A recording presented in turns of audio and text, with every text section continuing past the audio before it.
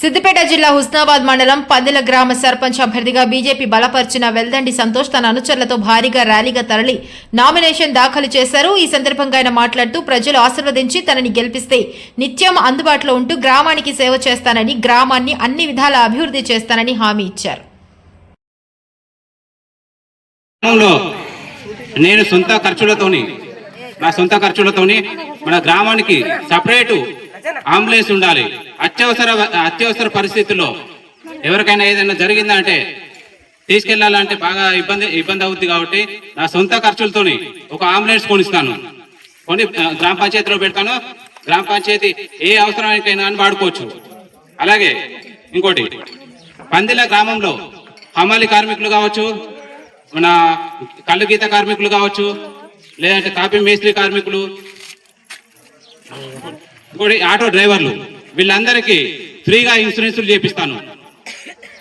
ఏదన్నా ఇన్సిడెంట్ జరిగిందంటే దానికి వాళ్లకు 10 లక్షల వరకు బీమా వస్తుంది. అలాగే ఏదన్నా ఇంట్లో ఎవరైనా పిల్లలు పుడితే 30,000, లేదంటే పెళ్లిళ్ళు అయితే 50,000 అట్లా వస్తుంది.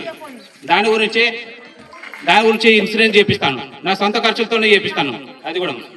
అలాగే విద్యార్థులకు కంప్యూటర్ శిక్షణా కేంద్రం, మన గ్రామంలో కంప్యూటర్ శిక్షణా కేంద్రం ఏర్పాటు చేసి యువత కోసం ఇది పనిచేస్తుందని చెప్పి ఈ సందర్భంగా తెలియజేస్తున్నాను.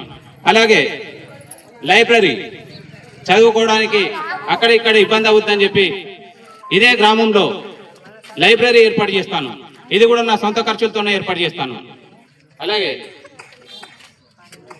10th మరియు ఇంటర్ విద్యార్థులు మండల్ టాపర్ వచ్చిన వాళ్ళకి 20,000 ప్రోత్సాహం, అంటే పై చదువుల కోసం అక్కడికి వస్తుంది కాబట్టి 20,000 ఆర్థిక సాయం చేస్తాను.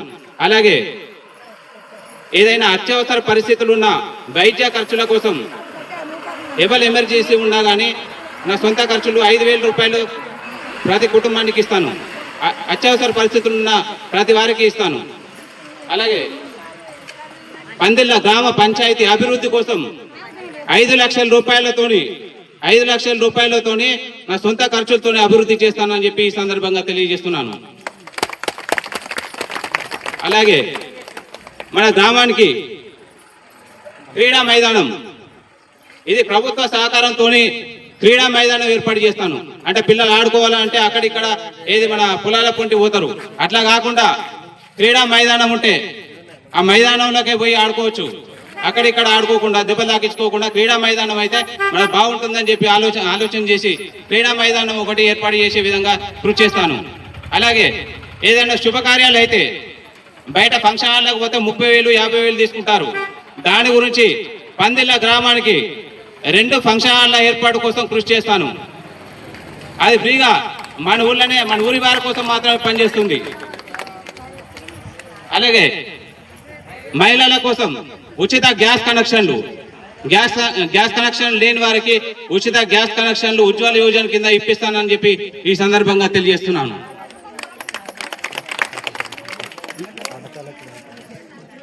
పాఠశాల, అలాగే మన ఊళ్ళో 2 పాఠశాలలు ఉన్నాయి.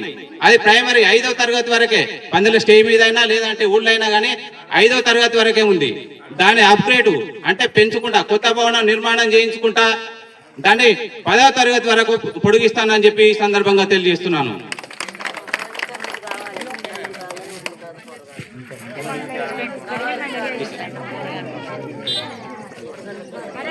ఈ హామీలతో అందరూ నన్ను ఆశీర్వదించగలరని చెప్పి ఈ సందర్భంగా నేను తెలియజేస్తున్నాను.